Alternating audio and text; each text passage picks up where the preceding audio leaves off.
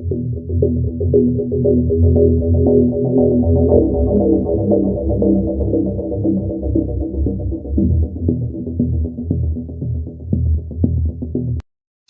अब आज ठीक है, हमारे ये जो है महेश जी बड़े खुश हो रहे हैं, इनकी शादी होने वाली है। इनको जितने भी कुंवारे लोग होते हैं ना, उन लोगों को ऐसा लगता है कि शादीशुदा जो लोग हैं, उनकी पत्नी सुबह-सुबह को गीले बालों से छींटे मार के मुँह पे उठाती होगी। इनको रियलिटी नहीं पता, बड़े खुश हो रहे हैं। चलिए खैर, आज आपके लिए एक अच्छी चीज़ बताते हैं। देखें, कई लोग ऊपर देखिए कोटेशन लिखा हुआ है ना, आपको दिख रहा होगा या कोटेशन जो लिखा हुआ है, ये कितना इंपॉर्टेंट कोटेशन है। ज़्यादातर लोग इस कोटेशन को जानते हैं, लेकिन जब बारी आती है ना इसको पूरा करने की, तो फिर गायब हो जाते हैं। कितनी अच्छी बात की गई है। Live the dream, live the life you have dream. जिस चीज को आपने जिया, उस चीज को आप फॉलो करें। देखें, ये चीज आप मान के चले, एक सामान्य व्यक्ति की जिंदगी के 95% डिसीजन वो खुद नहीं लेता। सुन के बड़ा शॉकिंग लगता है ना।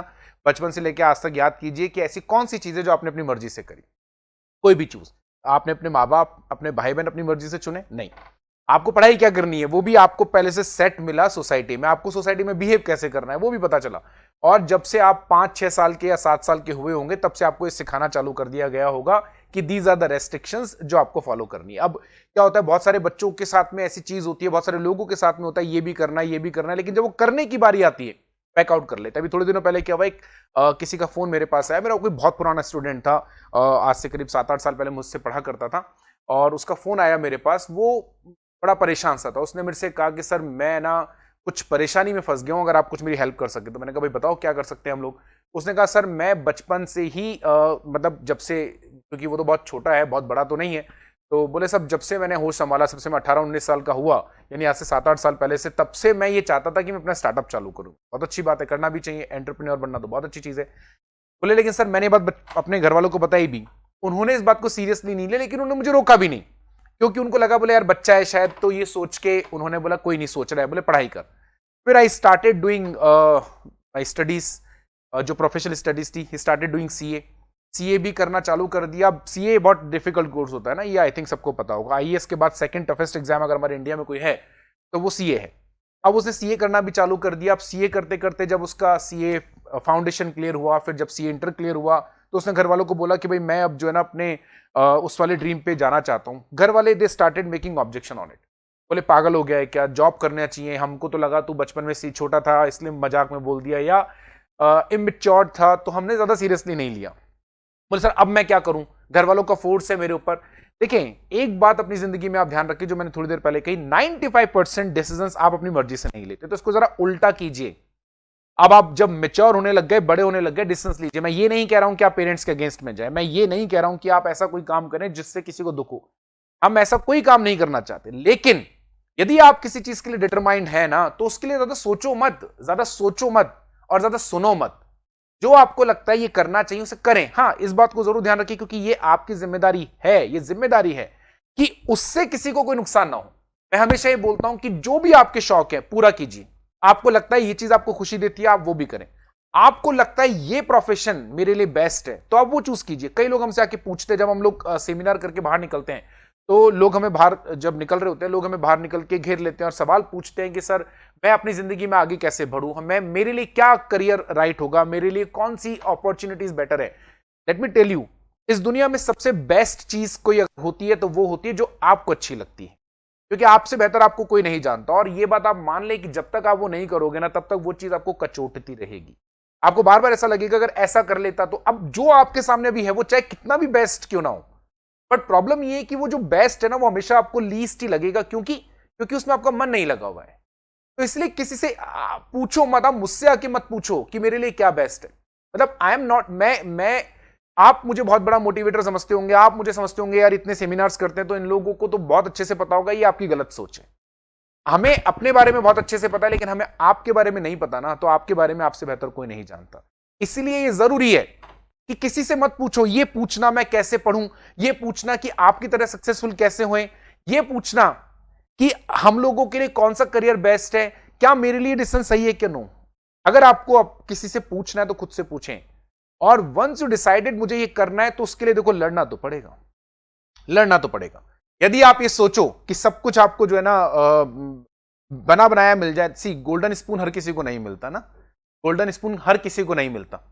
तो एफर्ट्स करने पड़ते हैं, and when you started putting your efforts into your dreams, then you can expect that your dreams will come true, then you can expect that you can live that life which you are expecting, for which you dream. Okay, इसलिए ये समझें कि किसी से पूछकर, जिसने दूसरों से पूछ के सलाह ली है कभी भी, वो कभी सक्सेसफुल नहीं हुआ। इस बात को आप ध्यान से रखें। मैं ये नहीं कह रहा हूं अगेन कि आपको जो है अपने बड़ों से पूछना नहीं चाहिए या उनकी सजेशंस नहीं लेने चाहिए, सबकी सजेशंस लीजिए, लेकिन at the end of the day आप वही करें जो आपको लगता है आपके लिए बेस्ट है, फिर आप उसे करें। उसमें जितना आउटपुट आप दे पाएंगे ना, उतना आप किसी चीज, ट्रस्ट मी, मुझे मेरे घर वालों ने बहुत कहा साइंस मैथ्स ले ले, साइंस मैथ्स ले ले, और मुझे इस बात को ओपनली सबके सामने एक्सेप्ट करने में कोई शर्म नहीं आती कि मैथ्स में 10th में मेरे 55 मार्क्स आए थे और साइंस के अंदर 44। और अगर मैं ले लेता ना साइंस मैथ, तो मैं सर्वाइव नहीं कर पाता, और आज जहां हूं वहां नहीं होता। और आज मैं इतना सक्सेसफुल हूं कि सब घर वाले जो कभी मेरे अगेंस्ट में थे, या जिन लोगों ने मुझे कहा कि नहीं आपको साइंस मैथ लेनी चाहिए तो उसमें ज्यादा स्कोप है, वो लोग भी अब ये कहते हैं कि हाँ आपने अच्छा करा। क्यों ऐसा कर पाया? मैंने किसी की सजेशंस को डिसरिगार्ड नहीं किया, डिसरेप्यूट नहीं किया। मैंने सिर्फ वही करा जो मुझे लगा। मुझे लोगों ने बहुत बोला टीचिंग फील्ड में मत जाओ, सक्सेसफुल नहीं हो पाओगे, because when I entered in the teaching field I was pretty young and I started teaching CA final students at the age of 23। जब वो सीए फाइनल के बच्चे मुझसे 1 साल 6 महीने छोटे थे, 3 साल तक, 2 सालों तक, आपको अंदाजा नहीं है कितना हैरासमेंट हम लोगों ने सहा। मैंने कितना हैरासमेंट सहा। लोग मजाक उड़ाते थे, जो बच्चे मुझसे 6 महीने छोटे हैं वही मेरा मजाक उड़ाते थे, क्योंकि इतने यंग टीचर को उन्होंने कभी सीए फाइनल में देखा नहीं था।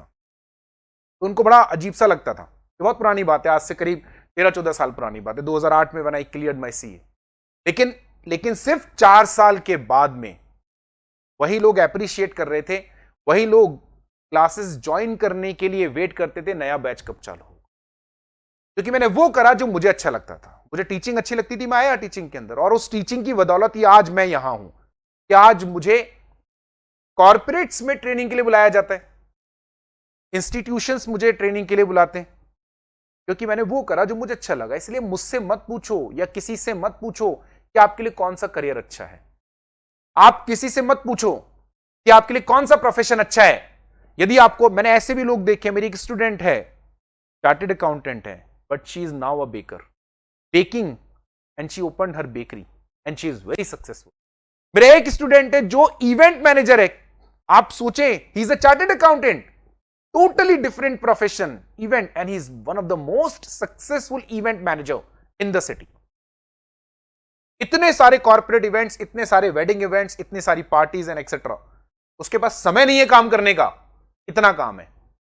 अब अगर सोचे वो भी और लोगों की बात सुन के सीए में जैसे सब लोग जॉब करते हैं, प्रैक्टिस करते हैं, वो कर लेता, तो वो कभी भी उतना सक्सेसफुल नहीं हो पाता, और सेटिस्फाई तो बिल्कुल नहीं हो पाता। और ये बात समझ लो कि जो काम आप करते हो अपनी मर्जी से, उसमें हो सकता है इस बात का रिस्क है कि शायद आपको सक्सेस कम मिले, ना मिले, या उतना पैसा ना मिले जितना वो काम करते, जितना जो लोग कह रहे थे, लेकिन सेटिस्फैक्शन 150% मिलेगा, ये मैं गारंटी दे रहा हूं।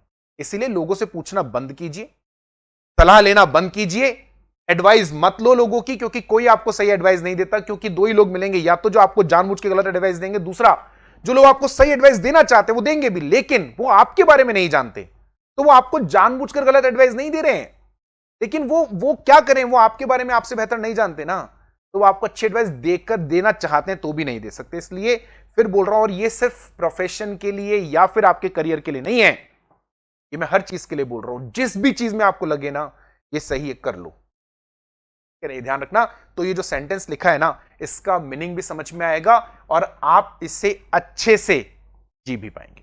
ठीक है, चलिए।